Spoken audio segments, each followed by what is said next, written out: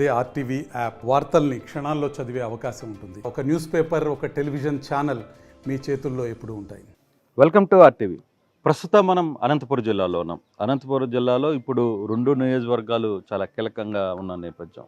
అందులో ఆ రెండిట్లో కూడా ఒకరు పరిటాల కుటుంబం నుంచి డైరెక్ట్గా ఇన్వాల్వ్ అయితే, రెండవది పరిటాల కుటుంబం సహాయం లేకుండా అక్కడ కూటమి గెలవలేని పరిస్థితి.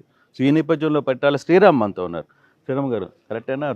ఒకటి మీ కుటుంబం, మీ తల్లి ఏమో రాప్తాడు నేరుగా రంగంలో దిగారు, మీరేమో ధర్మవరం బాధ్యతల్ని మీ భుజాల మీద వేసుకోవాల్సిన పరిస్థితి వచ్చింది. ఎలా ఉన్నాయి ఈ రెండు గత 5 ఏళ్ళ నుంచి అండి ఆల్మోస్ట్ అనంతపురం జిల్లాలో స్టేట్లో ఏ పరిస్థితి మనం చూస్తూ వచ్చాము. దానికి పరాకాష్ట వేస్తూ ఈరోజు రాప్తాడు కావచ్చు, అదే రకంగా ధర్మవరం కావచ్చు, ఇక్కడున్న నాయకులు ప్రజలతో వివరించిన పరిస్థితిని కూడా మనము గమనించుకోవచ్చు. సో ఇప్పుడు ఉన్నది ఏంటంటే, రాష్ట్రంలో తెలుగుదేశం గెలవడం ఎంత ముఖ్యమని చెప్పి ప్రజలందరూ భావిస్తున్నారు. రాప్తాడు ధర్మవరంలో ఫస్ట్ ఈ నాయకులు ఇంటికి పంపించడం అంత ముఖ్యమనేది ప్రజలందరూ 2 నియోజకవర్గాల్లో కూడా భావిస్తున్నారు. ఎందుకంటే వీళ్ళు చేసిన అవినీతి కావచ్చు, అరాచకాలు కావచ్చు, వీళ్ళని ఎక్స్పెక్ట్ చేయలేదు. అన్ఎక్స్పెక్టెడ్లీ వీళ్ళు ఇంత గట్టిగా టర్న్ తీసుకుంటారని ప్రజలకు గట్టి షాక్ ఇచ్చిన పరిస్థితి 2 నియోజకవర్గాల్లో. అంటే ఈ 5 సంవత్సరాల్లో జరిగిన దోపిడీ అనొచ్చు, లేదు అరాచకాలు అనొచ్చు, ఇవే ప్రజల్ని టర్న్ చేసేయా, లేదు మీ కుటుంబం మీద ఉన్న సానుభూతి ఈసారి మళ్ళీ వర్కౌట్ అవుతుంది అని అనుకుంటున్నారా? దీన్ని సానుభూతి అనే దానికంటే అండి, ఈరోజు ఇక్కడ 2 నియోజకవర్గాల్లో ఉన్న తెలుగుదేశం కార్యకర్తలు కావచ్చు, ప్రజలు కావచ్చు, ముఖ్యంగా తెలుగుదేశం కార్యకర్తలు, జనసేన వాళ్ళు ఎవరికి వాళ్ళు ప్రజా సమస్యల మీద పోరాటం చేయడం మొదలుపెట్టారు. దాంట్లో మా వంతు భాగస్వామ్యం అనేది, లేకుంటే మా సపోర్ట్ అనేది వాళ్ళకు కూడా తీసుకుంటాం. ఆ ఇష్యూస్ మీద ఫైట్ చేసినప్పుడు ప్రజలకు కూడా అది అర్థమైంది. అంటే గత 5 ఏళ్లలోనూ అంతకుముందు జరిగిన పాలన ఏ రకంగా ఉండింది, ఇప్పుడు ఈ 5 ఏళ్ళలో జరిగిన పాలన ఏ రకంగా ఉంది, ఇప్పుడు జరిగిన అరాచకాలు ఏ రకంగా ఉంది. ఇందులో సింపతి కంటే కూడా హార్డ్ వర్క్, వాళ్ళ మీద జరిగిన తిరుగుబాటే మనం ఎక్కువగా దీనికి కారణమైంది. అంటే ప్రజల్ని కేసులు పెట్టారు, లేకపోతే చిన్న ఇష్యూస్ని కూడా తమ కంట్రోల్లో తెచ్చుకునే ప్రయత్నం చేశారు, తమ వర్గానికి మాత్రమే సపోర్ట్ చేసే ప్రయత్నం చేశారు.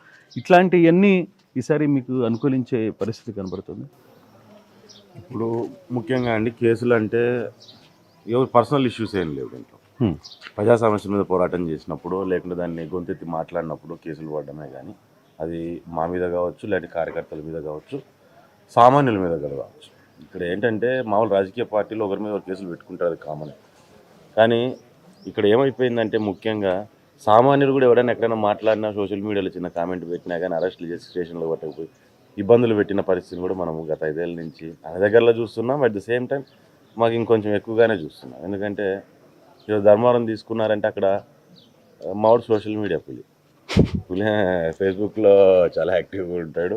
At the same time YouTube, social media మీద చాలా హెవీ కాన్సన్ట్రేషన్ ఉంటుంది. సో చిన్న ఏమన్నా ఇట్లా తప్పు జరుగుతుందంటే కూడా దాని మీద విపరీతంగా రియాక్ట్ అయిపోయే పరిస్థితి అనేది ఇదని ధర్మవరంలో ఉంది. అట్ ది సేమ్ టైం రాప్తాడులో కూడా సిమిలర్ సిచ్యువేషన్ ఫేస్ చేసుకుంటూ బోత్ ఆర్ సేమ్, పెద్ద తేడా ఏం లేదు. సో ఈరోజు ఇవన్నీ జరగడం వలన ముఖ్యంగా ఇందాక మీకు చెప్పినట్టుగా నాయకులు కూడా, ఇక్కడ ఉన్న తెలుగుదేశం నాయకులు ఎవరు కానీ సొంత కేసులు ఏమీ లేవు. ఏవైనా సరే ప్రజా సమస్యల మీద పోరాడితే వచ్చిన కేసులు. సో దీని మీద ఫైట్ చేయడం, ఆ కేసుల మీద ఫైట్ చేయడం అనేది సమస్యల మీద ఉన్నారు కాబట్టి వాళ్ళకి అది క్లియర్గా మార్పు రావాలనేది కోరుకుంటున్నారు. ఇంకా సొంత వర్గాలు అంటే ఏం లేదండి, అందరినీ ముంచి పారేస్తున్నారు. సొంతంగా చుట్టూ తిరిగినోని కూడా ముంచేశారు వాళ్ళు. ఈరోజు చాలామంది వైసీపీ నుంచి తెలుగుదేశంలోకి జాయిన్ అవుతున్నారు ఇప్పుడు రాప్తాడు కానీ ఇక్కడంతా. అంటే దానికి కారణం ఏంటంటే, వాళ్ళని నమ్మిన వాళ్ళందరినీ కూడా నెత్తించేయబెట్టే పరిస్థితి ఈరోజు 2 నియోజకవర్గాలు ఏర్పడింది. కాబట్టి ఈరోజు తిరిగి తెలుగుదేశం వైపు రాప్తాడులో చాలా డిఫరెంట్ పరిస్థితి కనబడుతుంది. రాప్తాడులో రెడ్డి సామాజిక వర్గానికి సంబంధించిన చాలామంది మీకు టచ్లోకి వస్తున్నట్టు సమాచారం వస్తుంది. అంటే కొందరు డైరెక్ట్గా వస్తున్నారు, కొందరు ఇండైరెక్ట్గా కూడా మీతో టచ్లోకి వచ్చారు. ఇది వాస్తవమేనా అన్న? ఇప్పుడు బేసిక్గా ఎలా ఉందంటే అన్న, ప్రకాష్ రెడ్డి అనే వ్యక్తి పరిటాల కుటుంబాన్ని యాంటీ రెడ్డిగా చిత్రీకరించి ఒక స్టేజ్ షో వేసేసాడు అనమాట, ఒక డ్రామా వేసేసాడు. దానికి పాపం చాలామంది ఈరోజు నిజమేనేమో అనే ఆలోచన చేసే పరిస్థితి. దాన్ని కూడా నిజంగా వాళ్ళు నమ్మి లాస్ట్ ఎలక్షన్లో గట్టిగా అందరూ కూడా మాకు పెద్ద సేవియర్ వీడు వచ్చేసాడు, వీడేదో మమ్మల్ని కాపాడేస్తాడు, వాస్తవంగా అక్కడ ఏమీ లేని చోట ఏదో ఉందని చెప్పి తను చిత్రీకరించడం జరిగింది. కానీ గత 5 ఏళ్ళు వీళ్ళ ప్రవర్తన చూసిన తర్వాత కంపారిజన్ మొదలైపోయింది.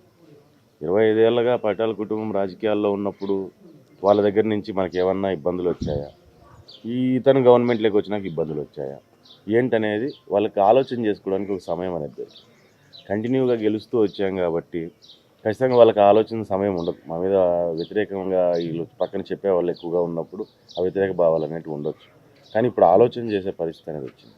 ఎందుకు ఆ రోజు పరిటాల రాజేంద్ర గారు ఉన్నప్పటి నుంచి ఈ రోజు దాకా మా ఫ్యామిలీకి నమ్మకంగా అన్ని రకాలుగా ఇబ్బందులు పడిన వాళ్ళు ఉన్నారు, నష్టపోయిన వాళ్ళు ఉన్నారు, బాగుపడిన వాళ్ళు ఉన్నారు రెడ్డి కమ్యూనిటీ నుంచి. ఈ రోజుకి మా ఇంట్లో కుటుంబ సభ్యుల్లా మెలుగుతున్న వాళ్ళు ఈరోజు జిల్లా వ్యాప్తంగా రాష్ట్ర వ్యాప్తంగా కూడా చాలామంది ఉన్నారు అటువంటి వాళ్ళు. కానీ దానికంటే కూడా ఏదో తప్పు జరిగిందని చెప్పి వీళ్ళు చూపించే ఒక దుష్ప్రచారం, విషప్రచారమే దాన్ని సక్సెస్ చేసుకునే ప్రయత్నం చేస్తారు. సో అవన్నీ తెలుసుకున్నారు కాబట్టి ఈరోజు అందరూ కూడా కలవగలుగుతున్నాం, కలిసి రాగలుగుతున్నారు. అంతా కలిసి ఈరోజు వాళ్ళ పతనానికి అది నాంది పలకడము మొదలైంది. డైరెక్ట్ ఆర్ ఇండైరెక్ట్లీ ఈరోజు సపోర్ట్ చేసి ఊరు బాగుండాలని ఆలోచన చేస్తుంది.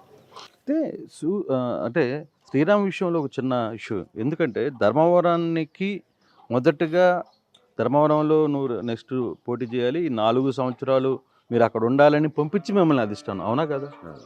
మరి చివరి మూమెంట్లో ఎందుకు అక్కడ ఈక్వేషన్ మార్చాల్సిన పరిస్థితి ఎందుకు వచ్చింది? అంటే 2 సీట్లు ఇస్తే కష్టం, లేదు ఒక సీటు మీద అయితేనే ఇద్దరు అక్కడ కొంత వర్కౌట్ చేసుకోవాలి ఆలోచన ఏమన్నా టీడీపీ చేసిందా? అంటే నాకున్న సోర్స్ శ్రీరామ్ వెనకాల ఒక పెద్ద కుట్ర జరుగుతుంది. అదేం లేదండి, పొత్తులో భాగంగా అక్కడ అవకాశం సత్యకుమార్ గారికి ఇచ్చారు. సో మేము కూడా మంచి నాయకుడు వచ్చినప్పుడు ఎవరు రాజకీయాలు చేసినా ప్రాంతాభివృద్ధి కోసమే మేము రాజకీయాలు చేయాలి. సో కాబట్టి అక్కడ ఫస్ట్ ఆ ప్రాంతం అభివృద్ధి చెందాలంటే మంచి నాయకుడు ఉండాలి, చేయగలిగిన సామర్థ్యం ఉన్న నాయకుడు ఉండాలి. సో దానికోసం అని చెప్పి ఇప్పుడు సత్యకుమార్ గారికి పూర్తి స్థాయిలో సపోర్ట్ చేసి గెలిపించుకోవాలనే ప్రయత్నం. అంటే ఈ ప్రయత్నంలో చంద్రబాబు గారు మీకు ఏమైనా హామీ ఇచ్చారా? మిమ్మల్ని మళ్ళీ పిలిపించి మాట్లాడిన నేపథ్యంలో లేదు ఈ ఈక్వేషన్ వల్ల నేను ధర్మవరం వేయలేకపోతున్నాను, సో నీకు మళ్ళీ లైఫ్ నేనున్నాను, అట్లా ఏమన్నా ఒక బలమైన హామీ ఏమన్నా ఇచ్చారా? మా కేడర్ని కార్యకర్తలు కాపాడుకోగలిగే శక్తిని ఇస్తానని చెప్పి ఆయన హామీ ఇచ్చాడు. నేను అడిగింది అదే, అని చెప్పింది కూడా అదే. ఖచ్చితంగా నాకు అది చేసుకోగలిగితే చాలనే దీంట్లోనే ఉన్నాను. ఆ కార్యకర్తలు కానీ గత 5 ఏళ్ళ నుంచి కష్టపడిన వాళ్ళని కానీ అందరినీ మనం ఈరోజు కాపాడుకోగలిగామంటే ఖచ్చితంగా దానికి అది ఎప్పుడు దాని లాభం అనేది ఏదో ఒక రోజు ఉంటుంది. ఇమీడియట్గా ఈ రోజు ఉంటుందా, రేపు ఉంటుందా, 5 ఏళ్ళకి ఉంటుందా, 10 ఏళ్ళకి ఉంటుందా అని చెప్పలేదు. కానీ ఏదో ఒక రోజు ఉంటుంది. ఈరోజు నాకు కనపడుతున్న సింగిల్ కాన్సెప్ట్ ఏంటంటే 5 ఏళ్ళు కష్టపడ్డారు, పోరాటాలు చేశారు, సరే గుడ్ ఆర్ బ్యాడ్ ఈరోజు మనకు సీట్ మారింది, ఇంకోటి జరిగింది. కానీ వాళ్ళని కాపాడుకోగలిగిన ఆ శక్తిని ఇవ్వగలిగితే చాలా అనుకున్నాను. చంద్రబాబు నాయుడు గారిని కూడా అదే కోవడం జరిగింది. నాకు వేరే ఏమొద్దు, కేడర్ని కాపాడుకునే అవకాశం ఇవ్వండి. ఆయన కూడా ఖచ్చితంగా దానికి సపోర్టివ్గా ఉంటానని చెప్పి. కానీ కేడర్ ఎలా కాపాడుతాడు? రేపు అక్కడ వేరే పార్టీకి సంబంధించిన, అంటే మీ కూటమి అభ్యర్థి అయినా పార్టీ వేరవుతాడు, అభ్యర్థి వేరవుతాడు. అక్కడ గెలిచిన తర్వాత ఆ అవకాశం మీరు వచ్చి పెత్తనం చేస్తానంటే సత్యకుమార్ ఒప్పుకునే పరిస్థితి ఉంటుందా? పెత్తనం ఏం లేదండి దీంట్లో పెత్తనం చేసేది ఏముంది? నేను వెళ్ళి ఎమ్మెల్యే సీట్లో కూర్చోవడం, లేదా చైర్మన్ సీట్లో కూర్చోవడం ఏమి ఉండదు. కానీ సమస్యలు వచ్చినప్పుడు వాళ్ళ సమస్యల్ని తీర్చే ఇది ఉండాలి. నాకు తెలిసి ఆ ఫ్రీడమ్ ఉంటుందని అనుకుంటున్నాను. ఉంటుందా? ఖచ్చితంగా ఉంటుందని అనుకుంటున్నాను. ఎందుకంటే ఈరోజు ఈవెన్ బీజేపీకి కూడా మొత్తం తెలుగుదేశం బీజేపీ అంతా కలిసి ఈరోజు పనిచేస్తున్నప్పుడు, ఆయనకు కూడా ఓట్లు వేస్తున్నప్పుడు, ఓట్లు వేయించడానికి ప్రయత్నం చేస్తున్నప్పుడు ఆబ్వియస్లీ ఎవరైనా కష్టపడిన వాళ్ళ మీద సాఫ్ట్ కార్నర్ అనేది ఉంటుంది. సో నా మీద ఉంటుందా ఉండదని పక్కన పెట్టేసేది, పనిచేసిన వాళ్ళ మీద ఆ సాఫ్ట్ కార్నర్ అనేది ఖచ్చితంగా ఏ నాయకుడికైనా ఉంటుంది, ఉండాలి. వాళ్ళ గురించి ఆలోచన ఉండాలి, వాళ్ళని తగ్గకూడదనే ఆలోచన కూడా ఖచ్చితంగా ఏ నాయకుడికైనా సరే అది చూపించుకోవాల్సిన అవసరం ఉంటుంది, ఉండాల్సిందే అన్నమాట. అంటే శ్రీరాము తల్లి పోటీ చేస్తున్న రాప్తాడు మీద ఫోకస్ కంటే కూడా ధర్మవరం మీదనే ఫోకస్ ఎక్కువ పెడుతున్నాడు. అంటే ధర్మవరంలో తన మార్కు చూపించుకోవాలని శ్రీరామ్ గట్టిగా అనుకుంటున్నాడు. అది ప్రెస్టేజ్ ఇష్యూగా తీసుకున్నాడా? అది ఖచ్చితంగా అండి, అది ప్రెస్టేజ్ ఇష్యూనే. ఇప్పుడు ధర్మవరంలో ఇప్పుడు మనకేంటంటే ఇప్పుడు కొత్తగా క్యాండిడేట్ కొత్తగా ఉన్నారు కాబట్టి అక్కడ ఉన్న ఇన్ఫ్రాస్ట్రక్చర్ అనేది కూడా తెలుగుదేశం పార్టీకి సంబంధించిన వీళ్ళే మేజర్గా లీడర్స్ కానీ ఇంకోరు కానీ ఉంటారు కాబట్టి వాళ్ళని పూర్తిగా ఎక్కడైనా చిన్న చిన్న సమన్వయ లోపాలు లేకుండా ముందుకు తీసుకెళ్లే ప్రయత్నంలో ఈరోజు కాన్సన్ట్రేషన్ అనేది అటు పెట్టడం జరుగుతుంది. రాప్తాలు నేను కొత్తగా చేయడం ఏం లేదు, 25 ఏళ్ళ నుంచి రాజకీయాలు చేయాలి. ఇప్పుడు అక్కడ అందరూ పరిచయాలు, ఏ ఊర్లో ఏ నాయకుడు ఉన్నాడు ఏంటనేది మాకు కూడా ఐడియా ఉంది. ధర్మవరంలో ఏంటంటే ఈ గ్యాప్ ఉంది కాబట్టి ఆయన కొత్తగా వచ్చాడు కాబట్టి వాళ్ళకు హెల్ప్ఫుల్గా ఉండేంతవరకు, అడ్వైజ్ చేసేంతవరకు ఖచ్చితంగా ఆడు ఉండాల్సిందే. మాకు చేత కానీ కీలక సమయం రాబోయే ఈ వారం రోజులు చాలా కీలక సమయం. తల్లికి తోడుగా నిలబడాల్సిన అవసరం కూడా ఉంది కదా.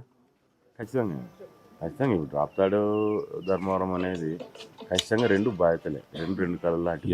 ఏ కన్ను కావాలంటే మనం ఏది ఇంకో దాన్ని చూపించలేము. సో రెండు దానిలో గట్టిగా పని చేయాల్సిందే. ముఖ్యంగా ఇది ఈసారి ఇది నాకు చెప్పినట్టు తెలుగుదేశం జెండా ఎగరేయడం అనేది అది అసలు మెయిన్ ఎజెండా అవసరము, అది మెయిన్ ఎజెండా లాగా పెట్టుకొని పని చేసుకోవాల్సిందే. ధర్మవరం విషయంలో మీరు చాలా సీరియస్ అయిన అలిగేషన్స్ మీ ప్రత్యర్థి మీద చెప్తున్నారు, ప్రస్తుత ఎమ్మెల్యే మీద. మీరు మా ధర్మవరాన్ని అధర్మవరం చేశారని చెప్తున్నారు, భూములు దోచుకున్నారు అంటున్నారు, లేకపోతే రియల్ ఎస్టేట్లో డబ్బులు వసూలు చేశారంటున్నారు, ల్యాండ్స్ కబ్జా చేశారంటున్నారు, పెద్ద ఇల్లులు కట్టుకుంటున్నారు. కానీ ఆయన మీ మాటలకి ఒకటే, మీరు ఏదైనా నేను తప్పు చేస్తుంటే ఒక్కటి మీ దగ్గర నుంచి రుజువు చూపించమంటే ఎందుకు చూపించలేక పారిపోతున్నారు అని అడుగుతున్నాడు. గతంలో నారా లోకేష్ గారు పాదయాత్ర జరుగుతున్నప్పుడు డ్రోన్స్ పెట్టారు. డ్రోన్స్ పెట్టి ఈయన ఎంత కబ్జా చేశాడనేది బేసిక్గా చెప్తుంటే అందరూ విన్నారు, కానీ ఆ డ్రోన్ పెట్టి చూసేంత వరకు ప్రజలెవరికి తెలియలేదు పరిస్థితి. సో ఒకసారి దాని మీద చెప్పంగానే ఆ రోజు గూగుల్ మ్యాప్స్లో అంటే ఎట్లుందంటే చాలా చీప్గా ఉంటుంది. ఎట్లా అంటారంటే 20 ఎకరాలు ఉందా, 40 చిల్లర ఉంది అక్కడ భూమి. దాన్ని 20 ఎకరాలకి గూగుల్ మ్యాప్స్లో మార్క్ చేసి మాకు చూపెడతాడు ఆయన. అంటే 20 ఎకరాలకే మార్క్ చేస్తాడు. ఏం చేస్తాడు, అటు సైడ్ ఇటు సైడ్ భూమిలో వేసి మధ్యలో అంతా మార్క్ చేసి ఇది నాది కాదు, ఇది నాది కాదంట. నాది కాదు అన్నప్పుడు ఏం చెరువు ఆక్యుపై చేశాను అంటే చెరువులోకి ఉండే భూమి అక్కడ ఉన్నది 30 ఎకరాలు, 20-30 ఎకరాలు చూపెడుతుంది. దాన్ని మళ్ళీ అక్కడ ఓవరాల్గా గూగుల్ మ్యాప్స్లో నువ్వే మార్క్ చేసి చూపించింది, టెరిటరీలో మేము మార్క్ చేసి సరిగ్గా 40 ఎకరాల పైన చూపిస్తాం. అది కాకోకుండా అసలు నాకు ఇవి సంబంధమే లేదు భూములు. దానిలంతా బయటికి తీస్తే అతను అనుచరుల మీద, వాళ్ళ మరదల పేరు మీద, పితరాజితం మరదల పేరు మీద, ఆ అమ్మాయిది ఎక్కడో కడప జిల్లానే ఎక్కడ, ఆ అమ్మాయి తీసుకొచ్చి పితరాజితం ధర్మవరంలో ఎట్టుందో నాకు అర్థం, వాళ్ళ నాన్న ఎప్పుడు వచ్చి ఇక్కడ కొన్నారు. సో ఈ రకంగా ఇప్పుడు నువ్వు తప్పు చేసి పక్కన వాళ్ళ మీద వేసేస్తే సమాధానం వాళ్ళు చెప్పుకుంటారు, మనకేముందిలే మంది ఏం లేదు కదా అనే మూడ్లో ఆయన కూడా ఏముందంటే ఒక కాన్ఫిడెన్స్, ఏదో సోషల్ మీడియాలో నేను మాట్లాడేస్తే నా రాంగ్ కూడా రైట్ అయిపోతుంది, నాకు ఎక్కువ మంది చూస్తున్నారు ఇది అని చెప్పి అనుకున్నాను. కానీ అతను చేసిన తప్పును కూడా అంతేమంది చూస్తున్నారు, నీ మంచిని ఎంతమంది చూస్తారు, నీ తప్పును అంతేమంది చూస్తారు. సో ఆ రకంగా బయటకు వెళ్తుంది. ఈరోజు సాక్ష్యాధారాలు అడుగుతున్నారు కదా, 15 రోజులు లేట్ కూడా ఖచ్చితంగా ఇస్తున్నారు. సాక్ష్యాధారాలు బయటకు వస్తాయి, ఎంక్వైరీలు జరుగుతాయి.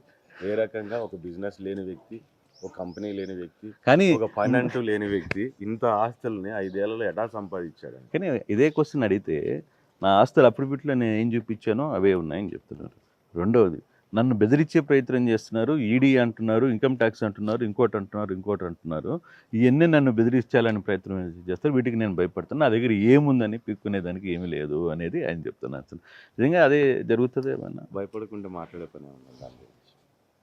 చాలామంది చాలా మాట్లాడుతుంటారు, నేను ఏది పట్టించుకోకూడదు అని. నేను భయపడలేదు అని నువ్వు చెప్పుకోవాల్సిన పని ఏముంది, నువ్వు భయపడట్లే కదా, ఊరికే భయపడుతున్నావు, భయపడు లోపలిగా, అంతేగాని నువ్వు భయపడట్లేదు అని 10 మందికి చెప్పుకోవాల్సిన అవసరం ఏం లేదు. నువ్వు చెప్పుకుంటున్నావు అంటే అక్కడ ఏదో లోపల ఉందన్నట్టు, ఏదో ఉంది, దాన్ని ప్రజలు నమ్ముతున్నారు, నువ్వు భయపడుతున్నావు కాబట్టి నేను భయపడట్లేదు అని చెప్పి నీ చుట్టూ ఉన్న క్యాడర్ని ఏదో ధైర్యం చెప్పుకొని ముందుకు తీసుకెళ్ళాలి, ఎలక్షన్లోకి తీసుకెళ్ళాలనే ప్రయత్నం అనేది చేస్తున్నావు. ఎందుకంటే ఆ ధైర్యం ఎవరికి చెప్తున్నారంటే భయపడట్లేదని మాకు ఛాలెంజ్ చేయట్లే, లేకుంటే ఆయన చెప్పుకోవట్లేదు, చుట్టూ ఉన్న క్యాడర్కి చెప్తున్నారు. నేను భయపడట్లే, నాకేం కాలేదంటే వాళ్ళు ఇంకా ధైర్యంగా నిలబడతారు. లేదంటే మా వాడు ఎప్పుడు లోపలికి వెళ్తాడు, ఎందుకంటే వాళ్ళకుందా కాన్ఫిడెన్స్, వీళ్ళు ఖచ్చితంగా లోపలికి వెళ్తాడని. ఖచ్చితంగా ఏదైనా ఈడీనో ఇంకోటో పెడితే సిట్లో వేస్తే ఖచ్చితంగా లోపలికి వెళ్ళాల్సిన పరిస్థితి వస్తుంది అనేది సొంత క్యాడర్లో ఆ డౌట్. శ్రీరామ్ బలంగా కోరుకుంటుంది ఖచ్చితంగా కేతిరెడ్డిని జైల్లోకి పంపించాలనేది ఒక జైమ్ లాగా ఉంది రేపు పవర్లో వచ్చిన తర్వాత. కానే కాదు అసలు, అది కానే కాదు. ఈ శ్రీరామ్ బలమైన ధ్యేయం ఏంటంటే ధర్మవరంలో అభివృద్ధి అవ్వడం. అక్కడ ఉన్న ప్రజలు ఎవరైతే ఉన్నారో గత 5 ఏళ్ళ నుంచి ఇబ్బందులు పడిన వాళ్ళు ఉన్నారో వాళ్ళకి మంచి జరగదు. ధర్మవరంలో జరుగుతున్న రౌడీజం ఇంతకాలం నుంచి దాన్ని పూర్తిగా నిర్మూలించారు. కేతిరెడ్డిని లోపలేసినంత మాత్రం ఇవన్నీ జరుగుతాయి అనుకుంటే దానికి రెడీ, కానీ అది అట్లా అభివృద్ధి జరగడం ఇవన్నీ అనేది కాదు. సో ఇప్పుడు మా క్లియర్ ఎజెండా ఏముంటుందంటే రేపొద్దున గెలిచిన తర్వాత ఇది ఒక పార్ట్ అవుతుంది అంతే, మిగతాదంతా కానీ డెవలప్మెంటు ఏ నాయకుడైనా పనిచేసిన తర్వాత నా గురించి 10 కాలాలు చెప్పుకోవాలని ఆలోచన. మేము చేసిన కృషికి కనీసం లాస్ట్ 5 ఏళ్ళ నుంచి పడిన ఇబ్బందులకి రేపొద్దున దానికి ఏదో రకమైన బెనిఫిట్ అనేది ప్రజలు పొందాలి అని. ఎవరికొరకు ఉపయోగం ఉండాలి చేసిన పోరాటం. సో ధర్మవరం కంటే కూడా పరిటాల ఫ్యామిలీ రాప్తాడులో మొన్న అధికారం కోల్పోయిన తర్వాత ఎక్కువ ఇబ్బందులు పెట్టారు. కేసులు కావచ్చు, దాడులు కావచ్చు, మీ వర్గం మీద దాడులు కావచ్చు. అంటే గతంలో పరిటాల కుటుంబం తన కుటుంబ సభ్యులతో ఒక 5-6 మందిని చుట్టూ పెట్టుకొని కొంత వ్యవహారం జరపడం వల్ల కొంత ఇబ్బంది జరిగినది ఎంతవరకు వాస్తవమో, అదే వాస్తవం ఇప్పుడు వీళ్ళ దగ్గర కూడా అన్నదమ్ముల మధ్య జరుగుతున్న రాప్తాడు బ్రదర్స్ మధ్య జరుగుతున్నది కూడా. అంటే ప్రజలు ఒక రకమైన ఆలోచనలో ఉన్నారు. అంటే చుట్టూ కోటరీ ఉంటేది వర్కౌట్ కాదు, ప్రజల మధ్య నాయకులు వెళ్ళి తీరాల్సిందే అనేది నమ్ముతారా ఇది? ఇది ఇప్పుడు మీరు చెప్పిన సీరియస్ ఎలిగేషన్ అది. చుట్టూ నాయకులు చుట్టూ ఉన్న కోటరీ అని చెప్తున్నారు. ఈరోజు 5 ఏళ్ళు అయిపోయింది. నా మీద 23 కేసులు ఉన్నాయి. మా అమ్మ మీద కొత్తగా మా అమ్మ మీద కేసులు పెట్టాను. తెలిసినంత వరకు ఇప్పుడు లేదు. నాయకుల్ని చూసాము, రాజశేఖర గారి కాలం చూసాము, ఎక్కడా లేదు. కానీ ఇప్పుడు సునీత మీద కూడా కేసులు కట్టేసే పరిస్థితికి వచ్చేసింది. అంటే గవర్నమెంట్ ఎక్కడ దిగుదారు అర్థం చేసుకోవాలి. కానీ ఈ కేసులు ఏవే కానీ మేము ఫైనాన్షియల్ క్రైమ్స్, నా చుట్టుపక్కల లేకుంటే నేను అక్కడ కబ్జాలు దిగించుకోవాలి. సో మా ఇద్దరిని పక్కన పెట్టి చుట్టూ కోటరీ గురించే మాట్లాడాలి. నిజంగా నీకు ఆ సత్తా ఉంటే ఇప్పుడు కేసులు కట్టి లోపలేయాలి కదా, తప్పులు చేసుకుంటే. అంతే. ఇదే కోటరీనే మీరు చెప్పినట్టుగా కోట్లకు పడగలెత్తుంటే తప్పులు దొరికేటివి తీసుకొని పోయి లోపల వేయాల్సిందే. ఒక కేసు కట్టాల్సింది. మళ్ళీ 5 ఏళ్ళ నుంచి ఏం చేస్తున్నారు? ఒకటి కట్టలేకపోయారు. ఈరోజు రేపు పొద్దున్న నేను 100 దిగలుగుతాను. ఆప్తాలు కేసు కాదు, 100 కేసులు దిగలుగుతాను. వాళ్ళ కుటుంబ సభ్యులు 100 దిగలుగుతాయి. ఎన్ఆర్జీఎస్లో ఫ్రాడ్ కావచ్చు, అట్ ద సేమ్ టైం మనకి భూ కబ్జాలు కావచ్చు, బెదిరించుట, వసూళ్ళు కావచ్చు. ఈ రకంగా ప్రతి ఒక్క దాంట్లో 100 సమస్యలు బయటికి దిగలుగుతారు. ఈరోజు గత 5 ఏళ్ళు సమయం ఇచ్చావు. నువ్వు నాకంటే విపరీతమైన ప్రచారం ఎక్కువ చేశావు. మరి ఎందుకు తీయలేకపోయావు? ఈరోజు ఇక్కడ పక్కనే ముత్యాలమ్మ గుడి, ఉదాహరణ, చిన్న ఉదాహరణ తీసుకో.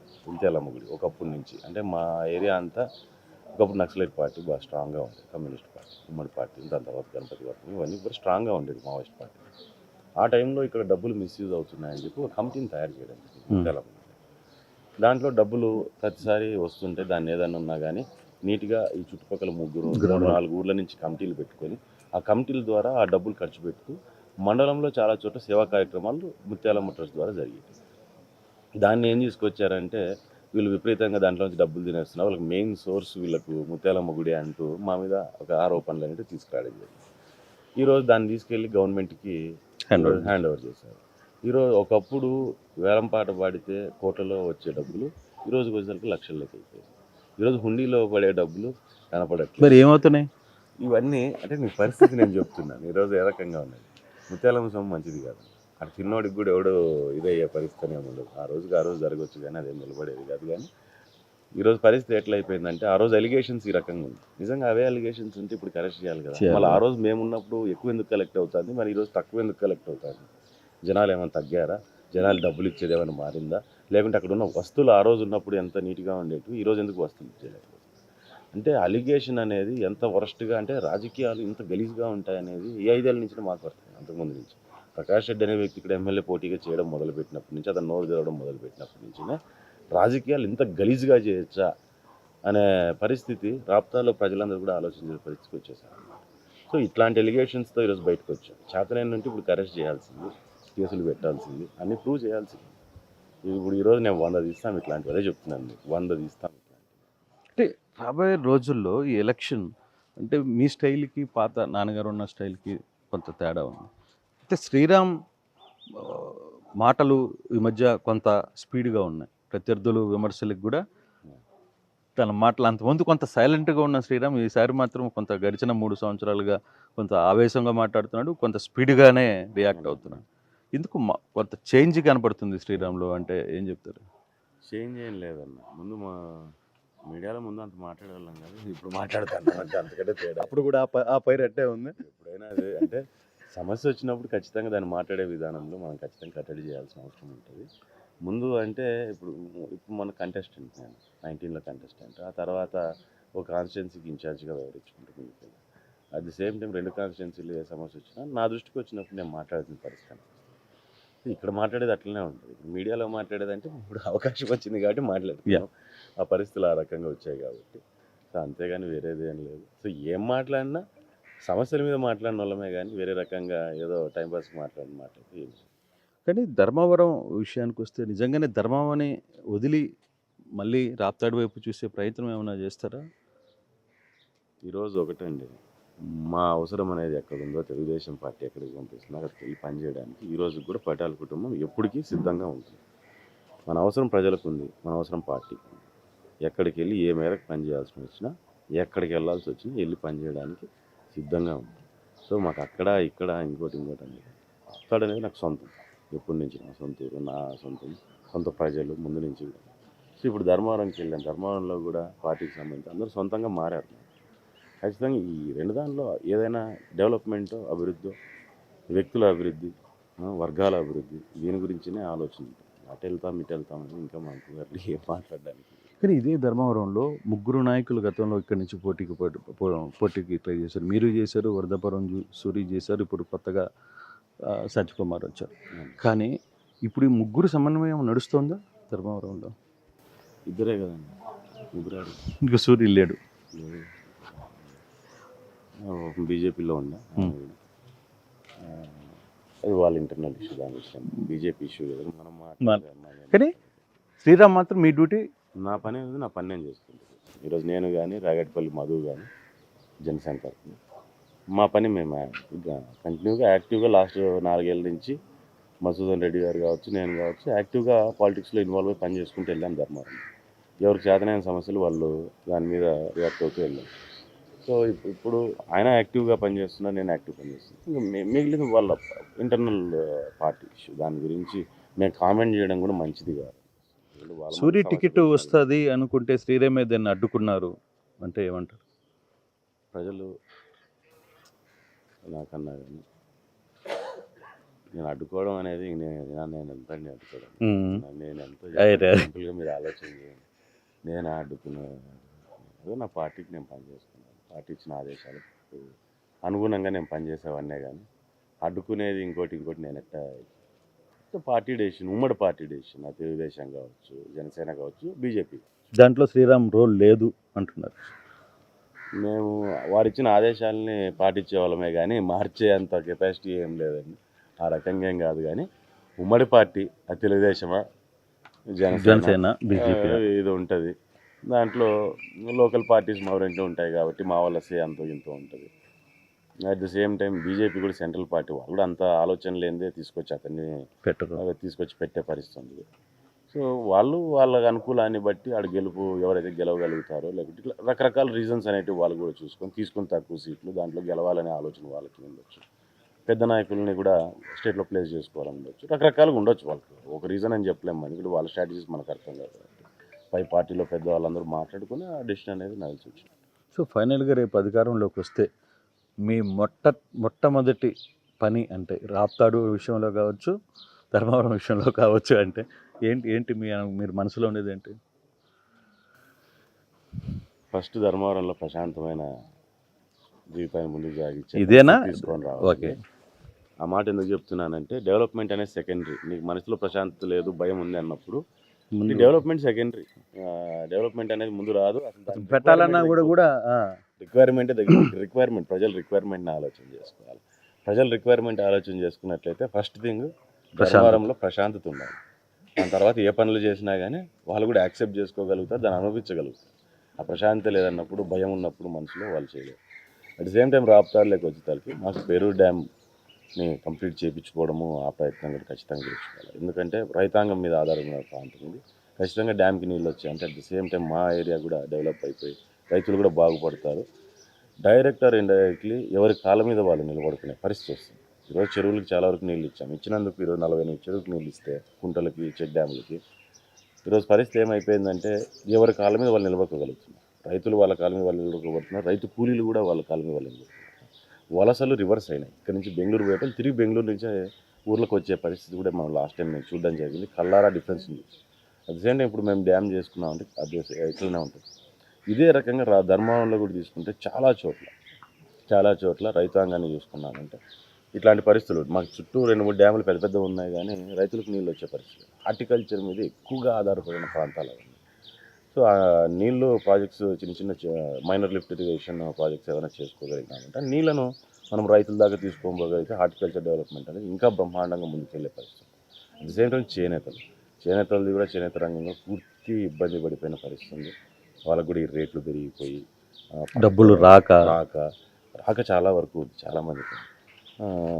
దాంట్లో కూడా మేము చాలామంది అడుగుతాను. ఇప్పుడు మేము చంద్రబాబు నాయుడు గారికి కూడా గతంలో చెప్పడం జరిగింది, వినిపించుకోవడం జరిగింది. ఏమనంటే ఈ డబ్బులు తీసుకెళ్ళిపోతే ఆ డబ్బులు మళ్ళీ తీసుకెళ్ళిపోయి అప్పులు వెనక్కి రాకనే వీళ్ళు ఇబ్బంది పడిపోతున్నారు. 100 కోట్లు ఈరోజు ఇక్కడ కావచ్చు, ఈరోజు రైతుల్లో పంటలు కావచ్చు.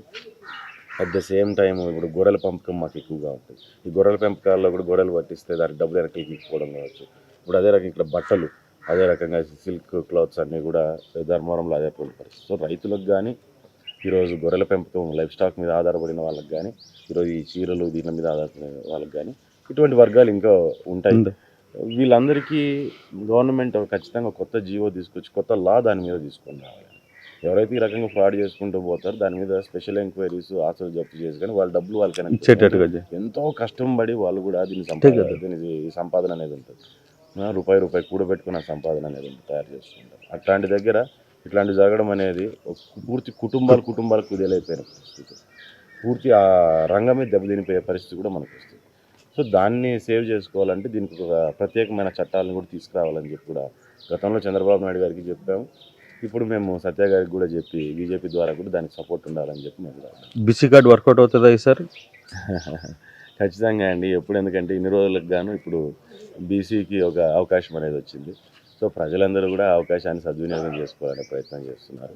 ఎందుకంటే మనకు ఉన్న దాంట్లో ధర్మవరంలో కూడా బీసీ ఓటింగ్ మేజర్గా ఉంటుంది కాబట్టి వాళ్ళందరూ కూడా దానికి సపోర్ట్ ఇవ్వాలని వాళ్ళు కూడా డిసైడ్ అవుతున్నారు ప్రజలు. So all the best sir. Raptadu మీ మదర్కి, అలాగే ధర్మవరం మీరు భుజాల మీద మోస్తున్నారు కాబట్టి ఈ రెండింటికి థ్యాంక్ యూ సార్. నమస్తే అండి. ఇది వ్యాపారం గురించి కాదు, ఓటు గురించి. ఎన్నికల్లో ఓటు వేయడం మన హక్కు మాత్రమే కాదు, కర్తవ్యం. ఎంతో మంది మహా నేతలు శ్రమించి ప్రాణత్యాగం చేసి ఈ అవకాశాన్ని మనకిప్పించారు. అందరూ ఓటు వేద్దాం. ఎందుకంటే ఓటు హక్కు ఊరికే రాదు. నా ఓటు ఎవరికో తెలుసా? అది సీక్రెట్ అండి.